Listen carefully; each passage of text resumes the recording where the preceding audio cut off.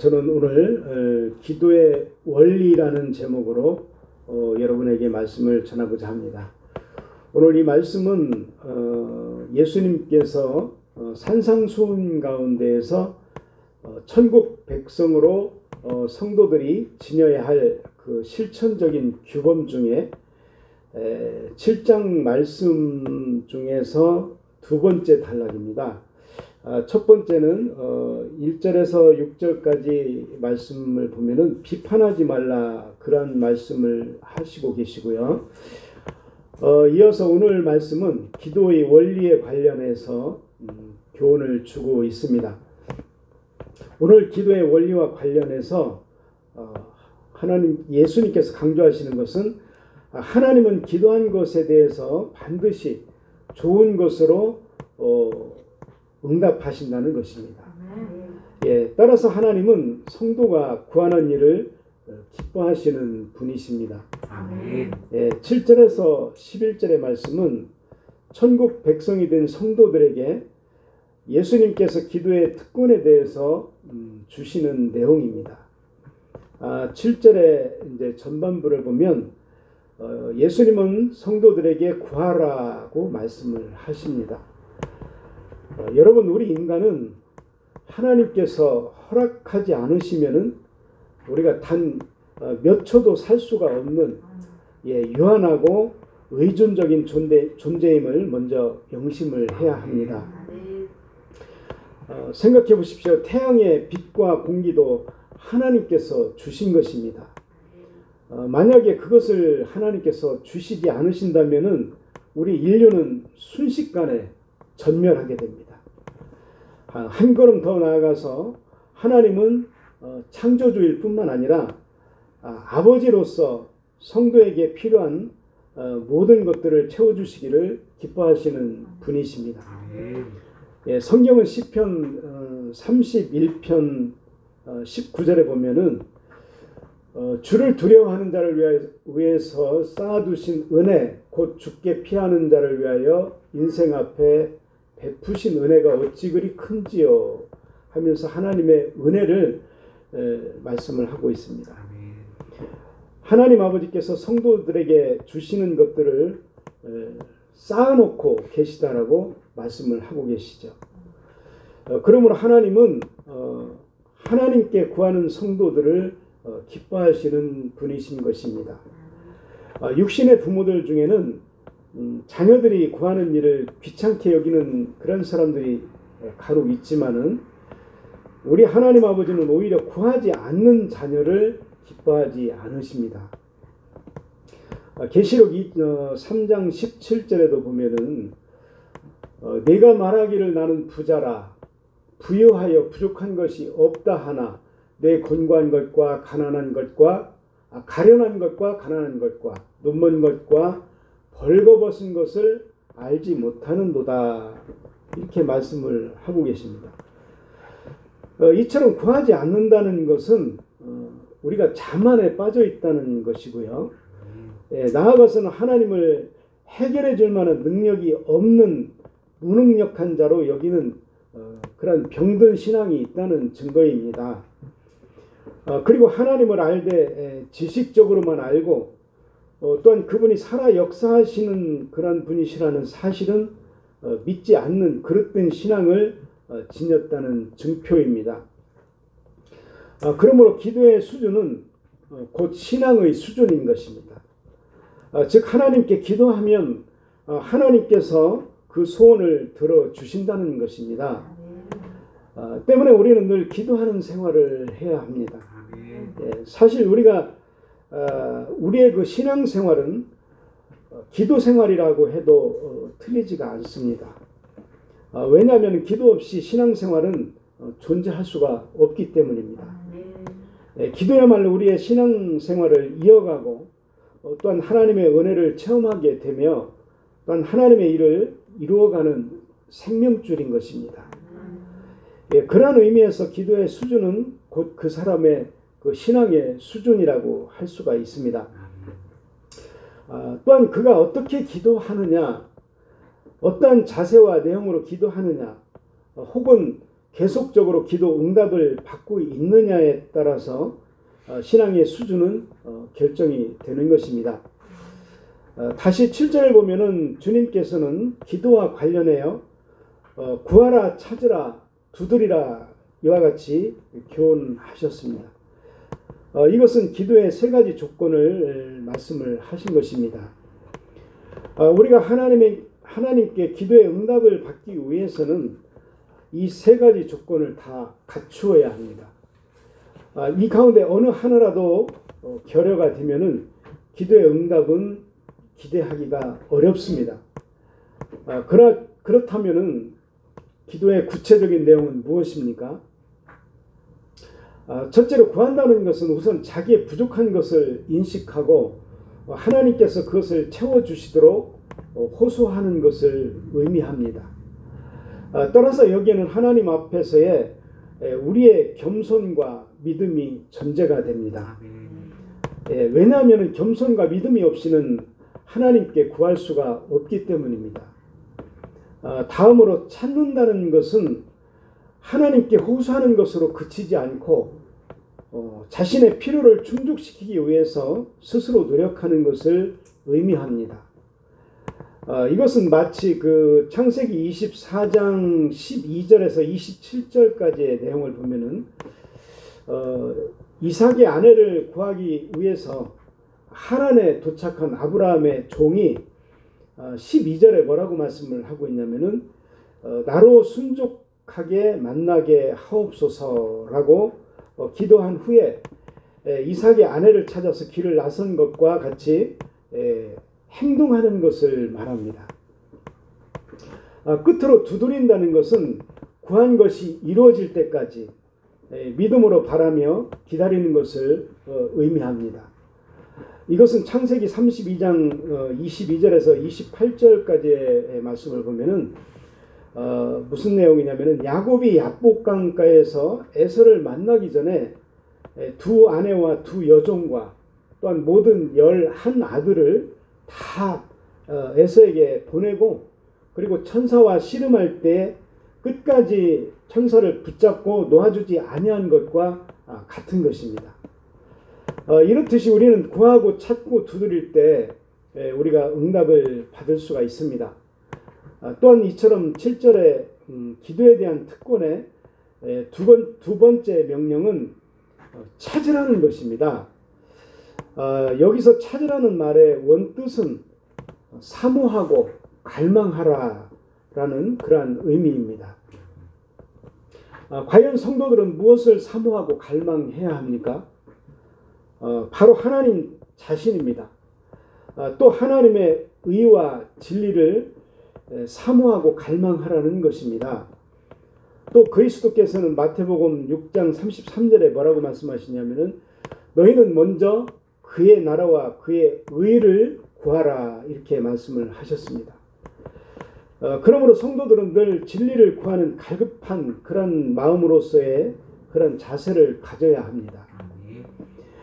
이제는 됐다라든지 또 그리스도 당시의 바리새인들처럼 자만에 빠져서 하나님과 그 진리를 찾는 대신에 자기 신앙의 도치가 되어서 자랑만 하는 그러한 교만에 빠지면 안 된다는 것입니다. 우리가 늘 진리를 사모하고 항상 먼저 그의 나라와 그의 의와 영원한 생명을 찾아 헤매는 그러한 자세를 지닌 성도가 심령이 가난한 성도라고 하는 것이고, 또한 겸손한 성도라는 것이고, 또한 정상적으로 성장할 수 있는 건강한 신앙을 지닌 그런 성도라는 것입니다. 7절에서 마지막으로 명하신 말씀은 두드리라는 것입니다. 그런데 이 두드리라는 말은 소리나게 여러 번 치는 그러한 행위를 말합니다. 즉 마치 자고 있는 주인을 깨우듯이, 또한 대문을 큰 소리나게 두드리는 그런 행동인 것입니다. 여러분, 그러면 어떠한 경우에 이렇게 대문을 두드릴까요? 대문을 두드린다는 것은 다급한 일을 당한 사람이 친구의 도움을 청할 때, 또 길을 잃어 헤매던 어린이가 집을 찾았을 때 집문을 이렇게 두드리는 것입니다. 이것은 간절히 구하는 태도를 의미하고 있습니다. 그렇습니다. 기도는 간절한 마음으로 할 때 우리가 응답을 받습니다. 하나님은 우리에게 무엇이든 간절한 마음으로 구하는 자세를 원하십니다. 잠언 8장 17절을 보면은 나를 간절히 찾는 자가 나를 만날 것이니라, 이렇게 말씀을 하셨습니다. 우리 8절을 보면은 구하고 찾고 두드리는 성도는 다 응답을 받게 되리라는 주님의 약속입니다. 즉 아버지 하나님의 주권과 사랑을 믿고 또한 진리를 사모하는 그런 구도자의 자세를 구체적으로 또한 간절하게 또한 쓸 것과 필요할 것을 구하는 성도들에게는 하나님께서 반드시 응답해 주신다는 말씀입니다. 그렇습니다. 올바른 기도에 무응답이라는 그런 개념은 없습니다. 이사야 58장 9절과 요한복음 15장 7절을 우리 다 같이 한번 읽어보도록 하겠습니다. 자, 시작. 내가 부를 때에는 나 여호와가 응답하겠고 내가 부르짖을 때에는 내가 여기 있다 하리라. 만일 내가 너희 중에서 멍에와 손가락질과 허망한 말을 제하여 버리고 너희가 내 안에 거하고 내 말이 너희 안에 거하면 무엇이든지 원하는 대로 구하라. 그리하면 이루리라. 또 너희가 내 안에 거하고 내 말이 너희 안에 거하면 무엇이든지 원하는 대로 구하라는 거예요. 그러하면 예수님께서 다 이루게 하시겠다는 것입니다. 우리 성도들의 그 올바른 기도에 하나님 아버지는 노하시는 그런 법이 없으시고요. 언제나 예스로 응답하시는 그런 말씀입니다. 물론 그렇다고 해서 성도들이 원하는 방식으로 응답하시는 방법이 그대로 나타나는 것은 아닙니다. 하나님께서는 우리가 전혀 예상치 않은 방법과 또한 형태로 응답하시기도 하십니다. 고린도전서 2장 9절에도 한번 보면요. 기록된 바 하나님이 자기를 사랑하는 자들을 위하여 예비하신 모든 것은 눈으로 보지 못하고 귀로 듣지 못하고 사람의 마음으로 생각지도 못하였다함과 같으니라. 이렇게 말씀하고 계십니다. 이와 같이 성도의 기도 내용대로 응답해 주시지 않는 것이 성도에게 유익하다라고 판단이 되면 우리가 예상치 않은 다른 방법과 다른 형태로 응답하시기도 하신다는 것입니다. 또한 때로는 우리가 기도한 내용과 상극이 되는 방식으로 응답하시는 경우도 있습니다. 가령 사도 바울이 자신의 병이 떠나기를 간구했지만은 계속 병을 남겨주시는 응답이 그것입니다. 이는 하나님께서 바울을 쳐서 자만하지 않도록 하기 위함이며 또한 하나님은 바울에게 뭐라고 말씀하셨죠? 내 은혜가 내게 족하도다 이렇게 말씀을 하셨어요. 이는 내 능력이 약한 데서 오며 약한 데서 온전하여짐이라 하신 것입니다. 그러므로 하나님의 응답은 매우 다양합니다. 제가 항상 그런 예를 들어서 말씀을 드리는 경우가 있는데 만약에 3살짜리 4살짜리 어린이가 아빠 나 10억만 주세요. 10억짜리 수표 좀 끊어주세요. 이렇게 하면은 들어줄 수가 없잖아요. 예를 들어서 아빠 나 그 칼 좀 큰 거 하나 주세요. 그러면 줄 수가 없지 않습니까? 거기에 합당한 것을 그 자녀에게 주신다는 것이죠. 그러므로 하나님의 응답은 매우 다양합니다. 그래서 어떠한 경우에는 성도가 그것이 하나님의 응답인지도 모르는 경우가 있고 또 원하는 응답 대신에 때로는 환난과 고통이 닥쳐와서 낙심하는 경우도 있습니다.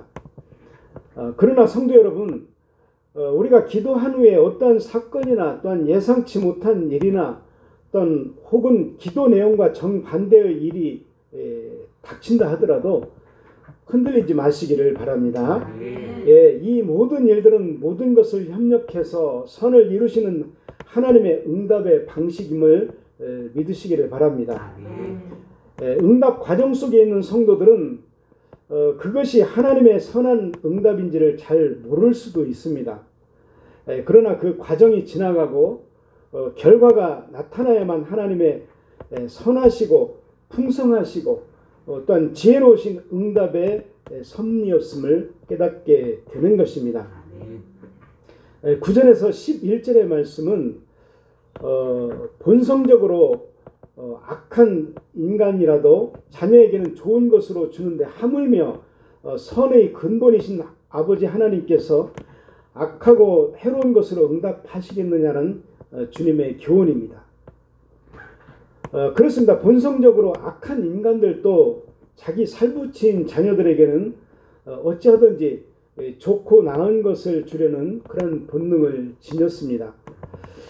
그렇다면 우리 아버지 하나님은 어떤 좋은 것을 우리에게 주기를 원하시겠습니까? 물론 이 세상이 우리에게 줄 수 있는 것보다 더 좋은 것으로 주시려는 것이 하나님의 소망이십니다. 먼저 하나님 자신을 주시기를 원하십니다. 자녀에게 가장 귀한 것은 그 부모입니다. 그것은 진리인 것입니다. 그러하기에 하나님도 당신 자신을 우리에게 먼저 주시려는 그러한 소망을 지니고 계십니다. 그래서 우리에게 먼저 하나님을 구하라고 명하시는 것입니다. 하나님을 아버지로 얻게 된 우리들은 하나님의 자녀라는 선물을 우리가 먼저 받게 됩니다. 복과 생명의 주이신 하나님을 우리가 아바 아버지라고 부르게 되니 이 얼마나 큰 축복입니까? 다음으로 하나님은 믿음을 우리에게 주기를 원하십니다. 베드로 사도는 베드로전서 1장 7절에 이렇게 말씀하고 있습니다. 너희 믿음의 확실함은 불로 연단하여도 없어질 금보다 더 귀하여 예수 그리스도께서 나타나실 때에 칭찬과 영광과 존귀를 얻게 할 것이니라. 예. 이와 같이 베드로 사도는 우리가 받은 믿음이 이 세상에서 금이나 은보다 더 귀한 것이라고 말하고 있습니다. 옳은 말씀입니다. 믿음이 있어야 하나님과 우리가 교제를 할 수가 있고, 또한 믿음이 있어야 우리가 영생을 얻게 되는 것이고요. 또한 믿음으로 사단의 권세와 세상의 유혹을 물리칠 수가 있는 것입니다. 또 믿음으로 기도해야 응답도 얻게 되는 것이지요. 또한 하나님은 당신의 나라를 우리에게 유업으로 주시기를 원하십니다. 마치 다윗 왕이 이스라엘을 강국으로 만들어 솔로몬에게 주었듯이 하나님 아버지는 그리스도를 통해서 그 나라를 완성하신 후에 우리에게 유업으로 주시기를 원하시는 것입니다. 그래서 누가복음 12장 32절을 보면은 적은 무리여 무서워 말라 너희 아버지께서 그 나라를 너희에게 주시기를 기뻐하시느니라 이렇게 말씀하시고 계십니다. 이처럼 아버지 하나님께서 예수님께서도 말씀하신 것은 하나님 나라를 우리와 공유하기를 기뻐하시는 자비로우신 아버지이신 것입니다. 예, 마지막으로 하나님 아버지는 우리에게 성령님을 선물로 주시기를 원하십니다. 성령님 역시 하나님 자신이요 또 그 분신인 것입니다. 예, 그런 분을 우리 마음과 삶에 주신 것입니다. 그러기에 우리가 그 성령님의 도움과 보호 속에서 하나님과 교제하게 되고 또한 그 뜻을 알게 되며 은사를 받아서 사단의 권세를 이기고 사는 것입니다. 그러므로 우리는 기도할 때 하나님께서 먼저 주고 싶어 하시는 것들을 우리가 달라고 간구하고 기도해야 합니다. 그리스도를 더욱 알게 하시고 또한 그분을 닮게 해달라고 기도해야 되며 또한 천국 영생 상급을 잃지 않는 자가 되기를 원해야 하며 또한 성령 충만함을 간구해야 마땅한 것입니다. 이와 같은 기도가 그의 나라와 그의 의를 먼저 구하는 그런 바른 기도라는 것이고 또한 현실 세계에 필요한 물질이나 영예도 덤으로 받을 수 있는 그런 비결임을 아시고 거기에 합당한 기도를 드릴 수 있기를 바랍니다. 12절을 보면 이 말씀은 주님께서 우리 기독교 윤리의 그 핵심이라고도 할 수가 있고요. 또한 천국 시민의 가장 더할 수 없이 높은 그런 뜻의 행동 규범을 교훈하신 것입니다. 이것은 성경의 모든 율례를 한마디로 요약한 것으로 소위 그 황금률이라고도 불리는 것입니다. 무엇이든지 남에게 대접을 받고자 하는 대로 너희도 남을 대접하라 이렇게 말씀을 하고 계시잖아요. 12절에 이 말씀은 예수님께서 교회와 성도들에게 주신 그 대인관계에 있어서의 그 행동 지침이며 또한 원리인 것입니다. 그러나 여러분 우리는 이 말씀을 단순히 우리가 윤리적인 차원으로만 생각해서는 안 됩니다. 이 말씀과 비슷한 격언들이 동서양에는 많이 있습니다. 네가 하기 싫은 일은 남에게도 시키지 말라 이런 말이 있어요.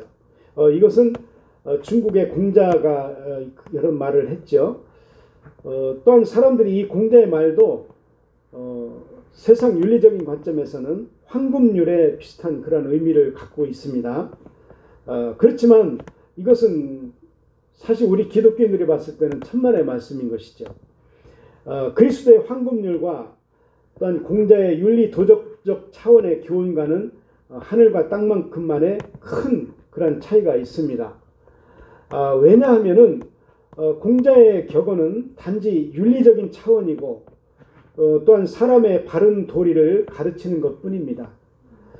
그러나 그리스도의 그 황금률이라고 할 수 있는 영적 차원의 사랑은 정말 그 하나님께서 정말 우리 기독교인들이 하나님의 자녀에 대한 거기에 합당한 말씀을 주신 것이죠. 즉 너희 하나님이 부자다라는 것입니다. 그렇기 때문에 너희가 찾고 원하기만 하면은 모든 좋은 삶의 자원을 주신다는 것이고요.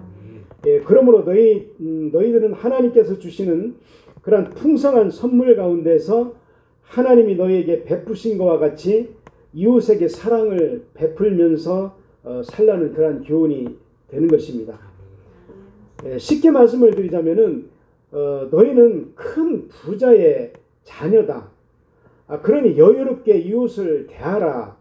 그러한 의미인 것입니다. 그러므로 성도 여러분, 여유로운 그러한 마음을 가지고 사십시오. 세상의 불신자들처럼 의식주와 삶의 자원에 대해서 염려하고 근심하는 그러한 일을 버리십시오. 우리가 고린도후서 9장 8절과 또한 고린도후서 6장 10절을 우리 같이 한번 읽어보겠습니다. 자, 시작. 하나님이 능히 모든 은혜를 너희에게 넘치게 하시나니 이는 너희로 모든 일에 항상 모든 것이 넉넉하여 모든 착한 일을 넘치게 하려 하시니라. 또 근심하는 자 같으나 항상 기뻐하고 가난한 자 같으나 많은 사람을 부유하게 하고 아무것도 없는 자 같으나 모든 것을 가진 자로다. 이렇게 말씀하셨죠. 예, 아버지 하나님께서 우리에게 구하시는 대로 주실 것이니까 우리는 여유로운 마음으로 우리가 이웃을 대하라는 말씀입니다. 예, 이웃에게 나눠줄 것도 아버지께서 다 주실 것입니다.